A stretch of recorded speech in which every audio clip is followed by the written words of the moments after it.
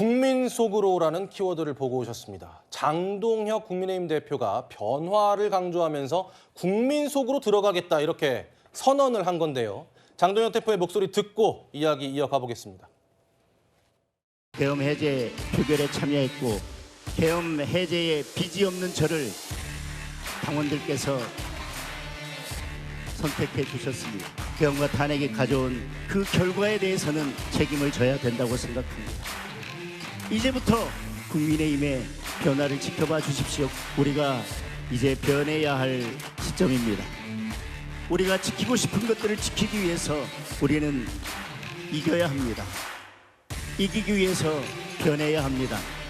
이제 저들보다 먼저 국민 속으로 들어가고 그래서 국민의 삶을 제대로 바꿔내는 국민의 힘으로 변화해야 하겠습니다. 어제 충북 지역 당원들이 모인 자리에서 14분간 연설을 했는데 14분 연설 동안 변화를 14번 언급했습니다. 그러니까 1분에 한 번꼴로 변화를 외친 건데요. 윤 부위원장님, 노선을 변경하겠다는 확고한 의지가 엿보이는데 어떤 계기가 있었을까요?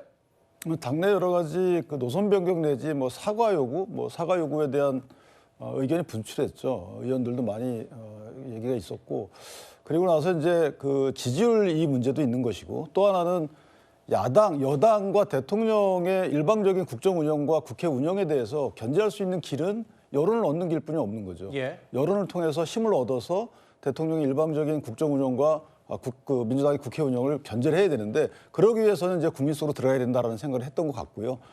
국민적 요구에 반응을 좀 민감하게 하겠다라는 취지고, 또 하나는 저게 그 당원들이나 당내에 있는 의원들 또는 정치인들에 대한 메시지도 겸해서 한 것으로 저는 생각을 합니다. 예. 같이 변하자는 거죠. 내부에서 나도 먼저 변할 테니까 당신들이 요구했듯이 내가 변하겠다. 그러니까 당신들도 같이 변해달라. 우리 내부에서 그만 민감한 부분에 대해서 변할 테니까 계속적으로 문제 제기하지 말고, 그렇게 되면 사실은 당내 헤게모니 싸움으로 비춰지고 국민적 시각에서 보면 헤게모니를 요구하거나 지키려고 하는 두 세력 전부 다에 대해서 이 여론이 떠나거든요.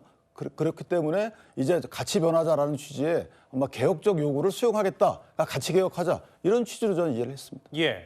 저 연설에서 변화의 구체적인 방향을 드러내지는 않았는데 저희 채널A가 취재를 해보니까 3단계 전략이 있는 것 같습니다. 당외 경청 행보, 그리고 특보단 구성, 그리고 이기는 인재 영입. 윤 부위원장께서 말씀 주셨지만 사과 요구에 대한 분출, 그리고 당의 내부적인 사정 등등으로 이런 변화를 공언한 것 같다, 이런 말씀 주셨는데, 강전혜 변호사님, 그런데 당내 소장파 중심으로 사과 요구가 나왔던 거는 상당히 오래전부터 나왔습니다. 그렇죠. 약간 이 변화를 공언하기엔 좀 늦은 감이 있지 않냐는 지적도 있는데요. 그렇죠. 많은 분들께서 특히 12월 3일 같은 경우에는 비상계엄이 1년이 되는 날이고, 그날이 장동혁 대표가 전당대회에서 당대표로 선출된 지 마침 100일이 되는 날이었기 때문에 그때 사과의 메시지가 나왔어야 됐다라고 이야기를 했습니다. 그런데 장 대표는 그러한 메시지가 나오지 않았기 때문에 송원석 원내대표가 사과 메시지를 내고 의원들이 여러 명의 단체로 혹은 개별적으로 SNS를 통해서 메시지들을 낸 부분들이 있거든요. 예. 말씀하신 것처럼 약간 늦은 느낌도 있다고 생각합니다. 다만 장동혁 대표 입장도 생각을 해보면 본인이 전당대회에서 강성 지지층들에게 소구를 했었기 때문에 갑작스럽게 스탠스 변화를 하는 것은 어려움이 있지 않았을까. 그리고 최근에 중진 의원들을 중심으로 계속적으로 소통하면서 이야기를 들었다라고 알고 있거든요. 아까 장동혁 대표가 이야기한 내용 중에서요, 국민 속으로 들어가겠다라고 이야기를 했습니다. 예. 그 말은 지금 국민의힘이 국민 속에 없다는 것을 인정했다고 저는 생각을 해요. 그러면 이제는 진정한 변화를 할 것이다라고 이야기를 했고, 중도 확장적인 메시지를 내겠다라는 것을 천명한 것이 아닌가 생각합니다. 장동혁 대표가 변하겠다라는 그 말에 친한계는 어떤 반응을 보였을까요? 그림으로 준비했습니다. 김종혁 전 최고위원은 진짜 변화가 아니고 변화하는 척하는 거라면 국민 기망이다. 그게 아닐 거라고 믿는다라고 했고요. 한동훈 전 대표의 말이 굉장히 원론적으로 보입니다. 함께 계엄을 극복하고 민주당 폭주와 싸우는 것만이 대한민국과 보수가 살 길이다. 윤 부위원장님, 그런데 김종혁 전 최고의 말보다 한동훈 전 대표의 말이 약간 톤 다운돼 있는 것 같거든요. 우리가 어떻게 해석해야 될까요? 저는 한동훈 전 대표의 저 말이 기본적으로 당내 분위기를 전달한다고 생각을 해요. 이제 그만하고. 왜냐하면 저희가 항상 보면 민주당도 마찬가지지만 당세가 약화될 때 내부 헤게모니 싸움이 격화돼요. 그러니까 그런 상황을 반복해 왔기 때문에 그 결과는 자명하거든요. 누가 이기든지 간에 헤게모니 싸움에서 누가 명분을 쥐고 실력 행사를 통해서 누가 누굴 제압하든지 간에 결국은 지방선거 지고 총선 지고 대선 지거든요. 그래서 그런 부분을 경험적으로 알아왔기 때문에 이제는 한동훈 전 대표도 지난 2호에 참석해서 여러 가지 말을 들었을 겁니다. 예. 그래서 그로부터 얻는 여러 가지 당내 지식이나 과거의 관행, 상황 이런 것들에 대해서 어느 정도 파악을 했기 때문에 저렇게 이제는 그만 당내에서 싸우지 말고 본인들이 한동훈 전 대표가 잘하는 부분이 있잖아요. 그 민주당이나 이재명 대통령의 어떤 잘못된 부분에 대해서 정확히 짚어내거든요. 그런 식으로 각자 역할이 있는 거라서 이제 당내를 향한 눈보다는 민주당과 대통령을 향한 눈을 크게 뜨고 같이 움직이는 것이 맞겠다 이런 생각합니다. 예, 이렇게 장동혁 대표가 변화를 언급했지만 이 국민의힘 내부 개파 간 힘겨루기가 본격화됐다는 해석은 여전합니다. 영상 보고 오겠습니다.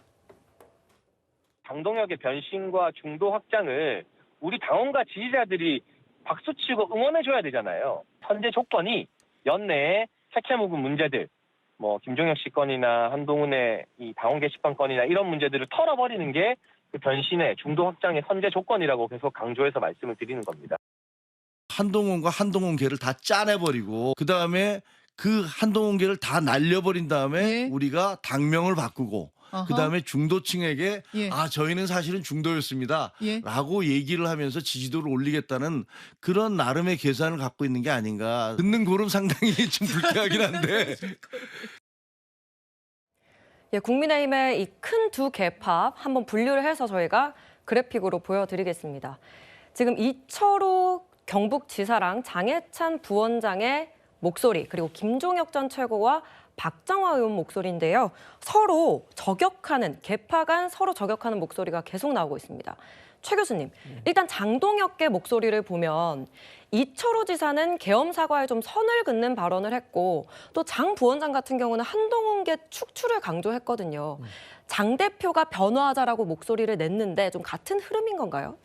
아니, 그러니까 말이 안 맞잖아요. 변화하겠다면 저런 얘기를 하면 안 되는 거죠. 그러니까 저는 네. 장동혁 대표의 그 말은 속내는 저 두 사람의 말이라고 생각해요. 왜냐하면 장동혁 대표가 아직까지 행동이나 말에 변화가 없어요. 변화만 얘기하지 실질적으로 그러면 지금까지 윤석열 그 전 대통령 비상계엄 선포에 대해서 비판적 입장을 내거나 탄핵에 대해서 그게 잘 된 거라고 얘기하거나 이런 얘기 한 적이 없잖아요. 예. 그러니까 실제로 본인은 언행에 있어서는 그러니까 말은 변화를 얘기하지만 행동이나 다른 표현에 있어서는 변화를 하지 않고 있어요.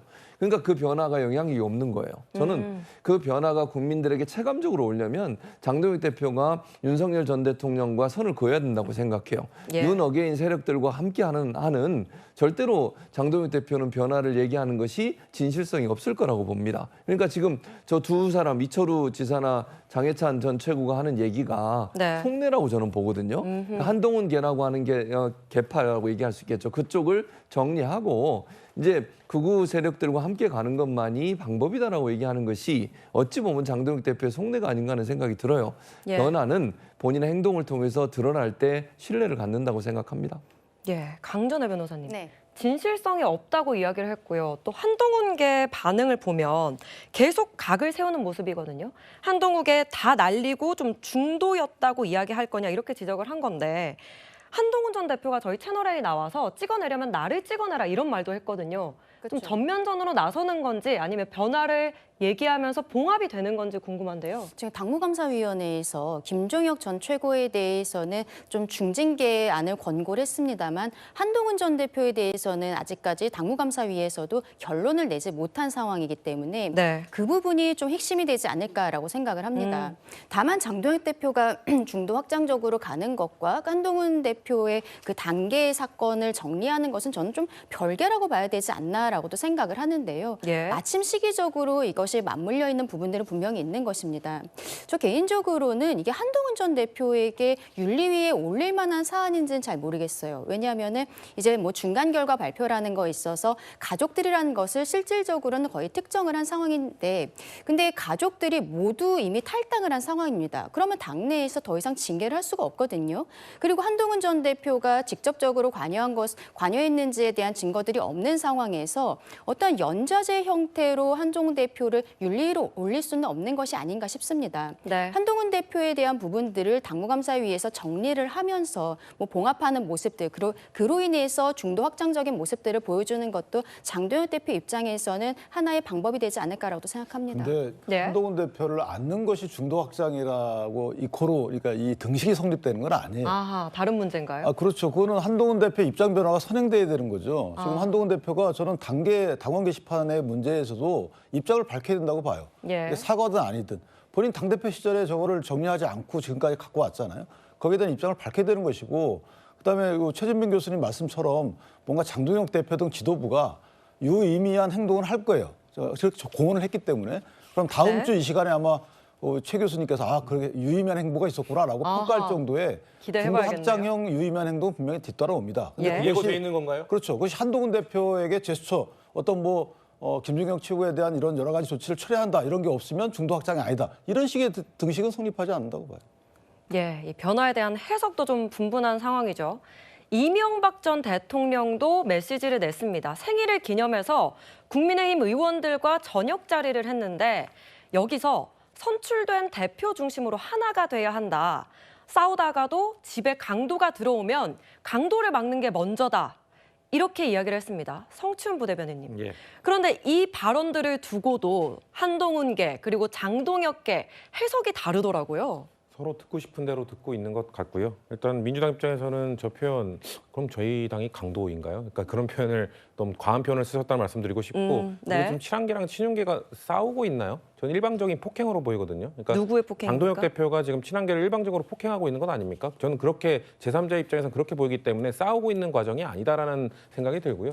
왜냐하면 장동혁 대표는 입으로는 그렇게 뭔가 변화하겠다는 말하고 하고 있습니다만 최근에 임명한 이 인선만 보더라도 그냥 계속 우회전하고 있잖아요. 우측으로 가고 있잖아요. 이호선 당무감사위원장, 김민수 최고위원을 국민소통위원장으로 임명하고 장예찬 여의도연구원 부원장, 거기에 이제 도태우 윤리위원장 하마평에 오르고 있는 그분까지 정말 임명이 되면 이건 뭐 거의 판타스틱 4 아닌가. 정말 판타스틱 친한계를 4요. 쫓아내기 위한 한동훈 전 대표에 대한 사감이 있는 사람들을 다 임명하면서 이러면서 중도 확장한다고 하는 게 무슨 의미가 있겠습니까? 저는 아까 윤 부위원장님께서 말씀하신 친한계를 특정하면은 이거는 중도 확장을 포기하는, 그렇게 저희 보입니다. 왜냐면은 누가 보더라도 지금 국민의힘의 스탠스에서 친한계가 주장했던 내용들이 중도 보수에 가깝습니다. 그렇기 때문에 친한계를 축청한다는 것은 예. 사실상 중도 보수의 목소리를 내는 사람들을 숙청한다는 것이기 때문에 그런 차원에서 저희는 한동훈 전 대표나 친한계를 쫓아내는 것이 중도 보수를 사실상 포기하는 것이나 다름없지 않겠느냐라고 주장하는 것이죠. 근데 당내에서 역대 한동훈 전 대표가 대표인 시절에도 과연 그런 여러 정책들이 중도 보수 쪽이자, 지금은 현안이 개헌과 탄핵에 대한 입장이기 때문에 그 하나 갖고 어떻게 입장을 내는지에 따라서 중도 보수냐 이렇게 평가하는 것은 단일 기준이 될 수가 없는 거고요. 알겠습니다. 윤 부위원장께서 이번 주에 장동혁 대표가 의미 있는 변화의 조치를 취할 거라고 예고를 주신 만큼 저희 채널A에서도 열심히 취재를 한번 해보겠습니다.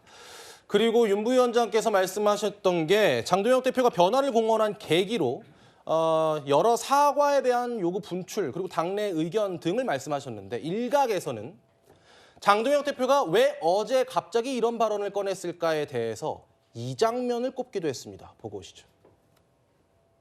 지금부터 내년 선거 때까지 우리가 계속적으로 사람을 영입해서 모셔오고 사람을 찾아내고 하나로 뭉쳐야지만 이기겠죠? 네. 무슨 말이요? 뭉쳐야 되겠죠? 네. 그래서 제가 이 건배라고 하겠습니다. 우리 한동훈 우리 대표님하고 같이 한번 하겠습니다. 자, 우리는 그러면 하나다고 하시겠습니까? 우리는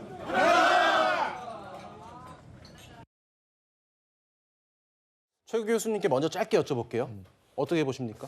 저는 저 모습이 그냥 이렇게 표현할까요? 공동 전선을 펴는 것처럼 보여지는 거지 실제는 둘이 그렇게 가깝다고 보지 않습니다. 네. 그러니까 지금 김문수 전 후보 입장에서도 어쨌든 장동혁 전 대표와의 관계 이런 부분들에서 본인의 주도권이 고려해야 되기 때문에 저런 모양새를 보이는 거지 실제로 친하다고는 보지 않습니다. 예, 윤 부위원장께서는 저 장면이 장동혁 대표에게 영향을 미치지 않았을 거라고 보십니까? 미리 계획돼 있었던 걸로 알고 있고요. 저 장면은 사실은 원래 김문수 그 전 지사가 당대표 선거 때 한동훈 대표 전 대표가 지원했잖아요. SNS로 올렸기 때문에 저 부분은 뭐 색다른 장면은 아니라고. 원래 예. 한동훈 전 대표는 저 자리에 오세훈 시장을 만나러 갔을 것 같아요.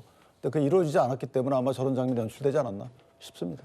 알겠습니다. 국민의힘 내용까지 정치권 이야기를 살펴봤습니다.